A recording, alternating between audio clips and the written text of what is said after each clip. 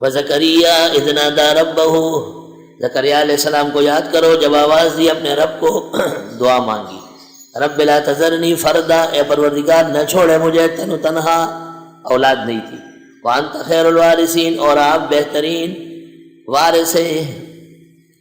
چنانچہ وہ مشہور وظیفہ اولاد کے لیے، یا عزیزو یا جمیلو، عزیزاً جمیلاً ملکاً کبیراً، رب لا تذرنی فردا وانت خیر الوارثین۔ صبح و شام کثرت سے پڑھا جاتا ہے۔ عادت اللہ ہے کہ سال کے اندر اندر گود ہرا ہو جاتا ہے، اللہ اولاد دے دیتا ہے۔ یا عزیزو یا جمیلو، عزیزاً جمیلا ملکاً کبیرا، رب لا تذرنی فردا وانت خیر الوارثین۔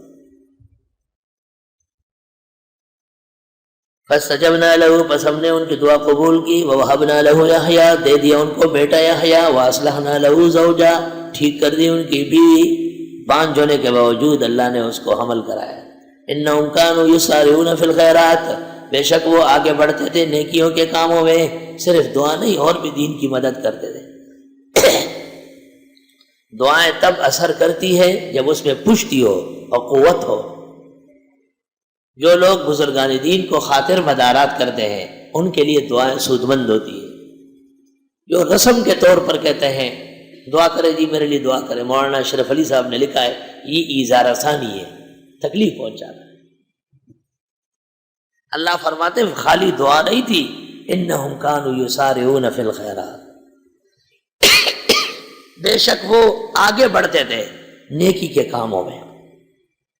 شاید اس وجہ سے بعض بزرگان دین دم کے اور تعویذ کے شکرانے لیتے تھے، خود نہیں لیتے تھے، کہتے مسجد میں تیل جلاؤ، اپنے محلے کے 5 مسکینوں کو 2 ٹائم کھانا کھلاؤ، تاکہ اس سے کچھ نکلے اور اس کی دعا کا ماحول بنے۔ وَيَدْعُونَنَا رَغَبًا وَرَهَبًا، اور یہ پکارتے تھے ہمیں شوق سے اور خوف سے، محبت کے موقع پر بھی خوف کے موقع پر بھی، ایک اللہ کو پکارنا۔ سارے پیغمبروں کو ذکر کر کے فرمایا یہ سب پکارتے تھے ہمیں رغبت میں اور رہبت میں، شوق میں بھی اور خوف میں بھی۔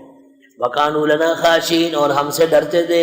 جو ایک اللہ کو پکارے گا پھر ایک سے ڈرے گا، جو بہت ساری درگاہوں کا قائل ہوگا وہ ہر بابے سے ڈرے گا۔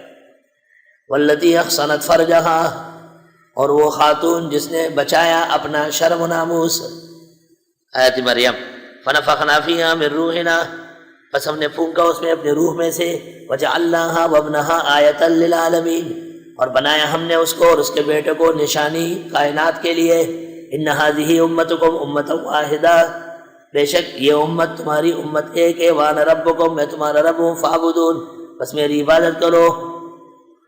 نحن معاشر الانبیاء اولاد علات دیننا واحد، رسول اللہ صلی اللہ علیہ وسلم فرماتے ہیں نحن معاشر الانبیاء اولاد علات، ہم پیغمبر لوگ ایک باپ کے بیٹے ہیں، دیننا واحد، بے شک یہ امت ہے تمہاری امت ایک، وانا ربکم، میں تمہارا رب ہوں، فاعبدون، بس میری عبادت کرو۔ وتقطعوا امرهم بینہم، ٹکڑا ٹکڑا کیا انہوں نے معاملہ آپس میں، کل الینا راجعون، یہ سب ہماری طرف واپس ہو رہے تھے، یعنی ہماری طرف رجوع تھے، ایسے اعمال کرتے تھے جو رجوع کے لائق۔